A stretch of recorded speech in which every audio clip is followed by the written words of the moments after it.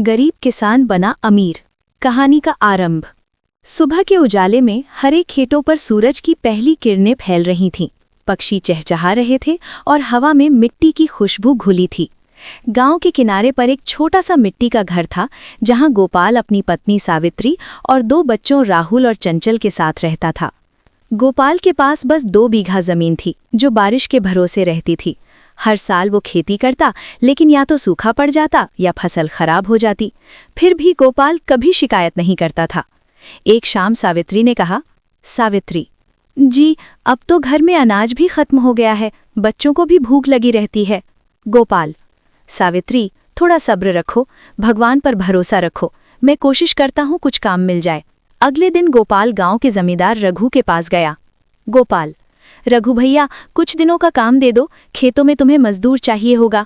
रघु हंसते हुए, अबे गोपाल, तेरी इतनी औकात कहाँ, मेरी खेतों में मशीनें काम करती हैं, जा कहीं और जा।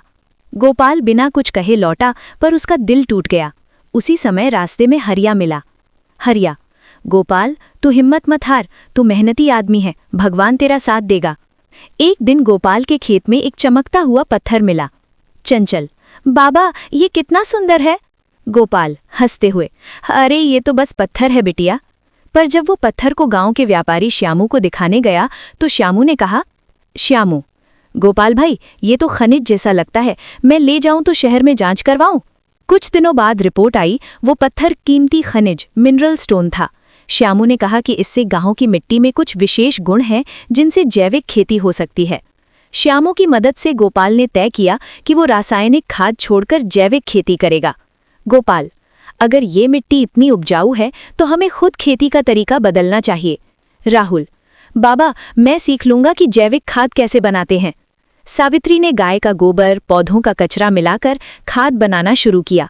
खेत धीरे धीरे हरे होने लगे और फसल शानदार आने लगी। धीरे धीरे पूरे गांव ने देखा कि गोपाल की फसल सबसे सुंदर और हरी भरी थी। रघु को हैरानी हुई, ये कैसे हुआ, मेरी मशीनों और खाद से भी बेहतर। सरपंच ने गांव की बैठक बुलाई।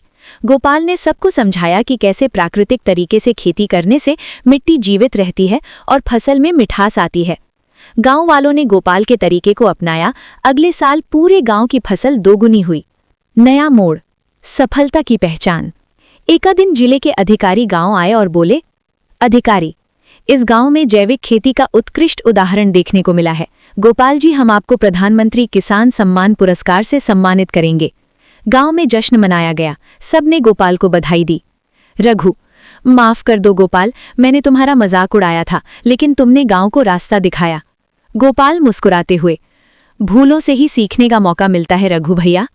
मॉरल, सीख, सच्ची मेहनत और ईमानदारी एक दिन फल जरूर देती है। समझ और लगन से किया गया काम गरीब को भी अमीर बना सकता है।